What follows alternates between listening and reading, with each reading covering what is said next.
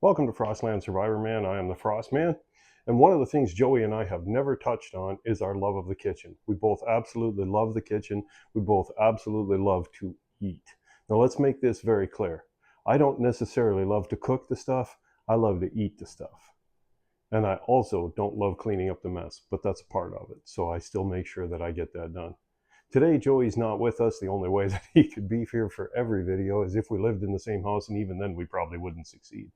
Today, I want to touch on my own recipe for lobster bisque. I've taken this to a lot of people, shared it with a lot of people, and everybody's really enjoyed it. And I was told, you really need to put this on your YouTube channel. So that's what I'm going to do today. I'm going to go through a very quick video, very quick step-by-step tutorial on making my lobster bisque.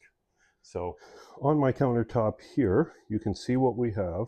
We're starting with lobster tails. Special thanks to my friend Andy, who provides the best seafood in Northeast Wisconsin. The tomatoes, carrots, onions, all of these carrots and tomatoes, you can tell that they're small. These all just came out of my garden this morning, so I'm using them. And over here we have celery and garlic, which did not come from my garden.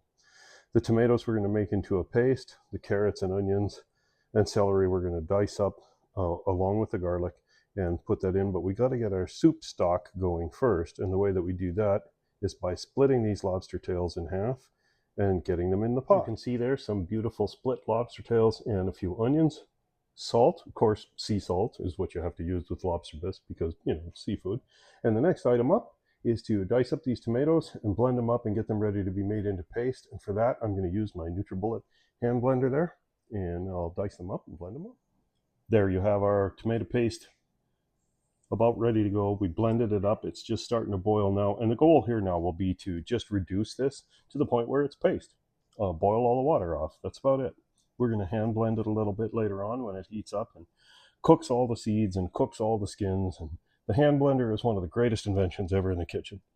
So you can see here my nifty little gizmo. Okay, it's got this X in it, and then you put it on top of here, and you simply pull the string like a chainsaw. Sounds like my kind of equipment, doesn't it? And I'll see if I can just quick give you here a little demonstration. So what happens is those three blades just spin around in there with the string. And there you have it. Nice cut vegetables. I thought I hit record the first time, but apparently not. So there they are, ready to go in the pot. You can see here our tomato paste is becoming tomato paste, and our soup stock is ready. So we're going to strain that out of there and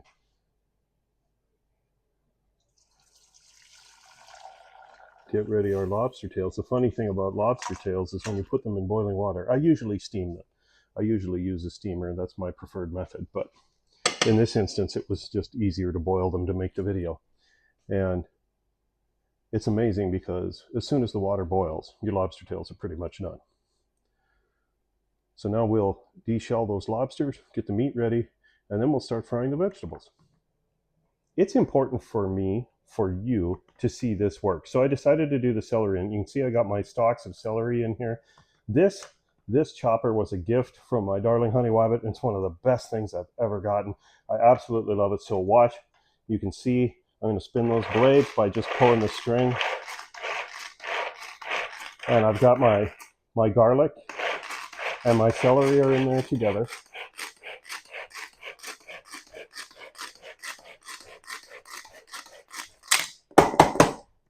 And you can see just what a beautiful mince that is. There it is. So it can go in the pan with the other vegetables. I'm going to try and hold the phone as steady as I can here while I stir these vegetables. We want these to fry and really become sort of translucent. That's the way that we know they'll be cooked. We started with the carrots, and the reason I start with the carrots is carrots have a longer cook time. The density in carrots is 5. The density in celery is 2. So the carrots are going to cook slower than the celery. So we're going to get those cooked. And also, one of the things I did want to mention is medium heat. You've got to love medium heat. If you're going to cook stuff for flavor, you're not going to want to cook it too fast. So we'll keep working on these. Sauce is boiling down. And you can see the lobster tails are shocked. And I really do like these North Atlantic ones because this is the color that I like so much. So vegetables are cooking down nicely. I didn't mention before that we fry them in butter, good old-fashioned salted butter. Butter is love is homemade with happiness is homemade. That's how it goes. Happiness is homemade with love and lots of butter. 2 tablespoons of white all-purpose flour. If I was just making this for myself, I'd put 3 because I like it a little bit thicker.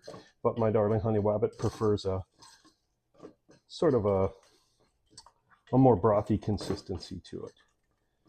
See there, we're going to let that cook down, and then we're going to add, because I do not have my better than bouillon, the order didn't come in, I'm going to add these bumblebee tiny shrimp with the water and all. It's going to give us some good flavor in there, and that's going to kind of help us out with not having the bouillon that I wanted. So hard to look at this and look at the camera and keep everything straight while I'm doing what I want to do. So you can see I've added that. We're going to take a little bit of our own tomato paste.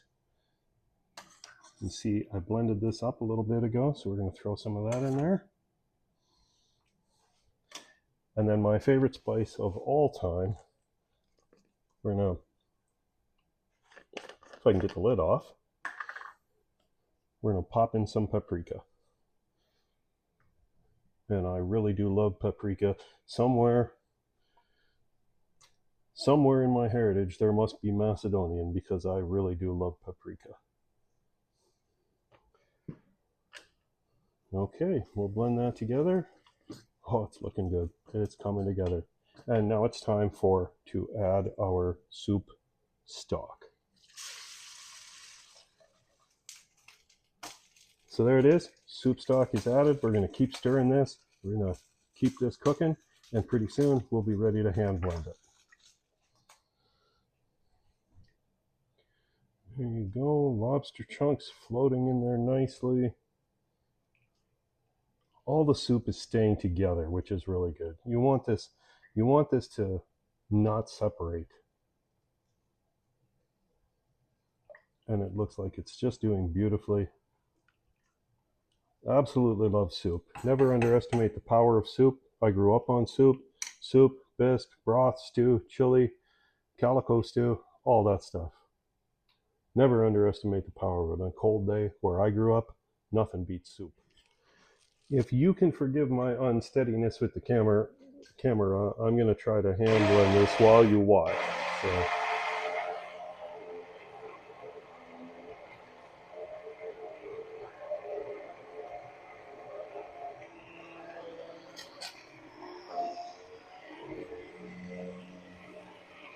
And I'll just say I love my kitchen gadgets. My darling honey wabbit has purchased me a number of them, and they're always a good score. They're always something I want. And she's gotten me some really beautiful stuff over the years. I think we're going to have a really good, delicious bisque here.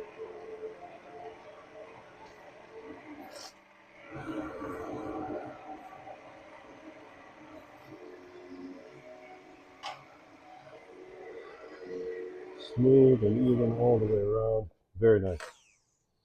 Need to get those lobster chunks out of there. There we go. And a few chunks of lobster in the bisque isn't going to hurt anything.